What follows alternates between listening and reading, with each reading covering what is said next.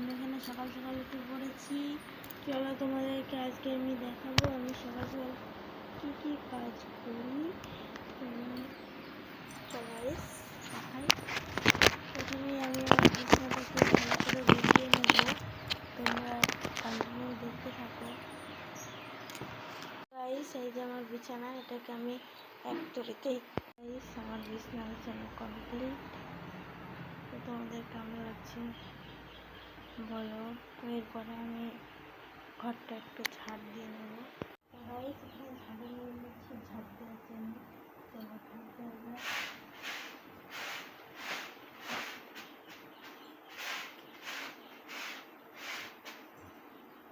ঘর ঝাড় দেওয়া কমপ্লিট। তো আমি এখানে ডাইনিংটাও গুছিয়ে নিয়েছি।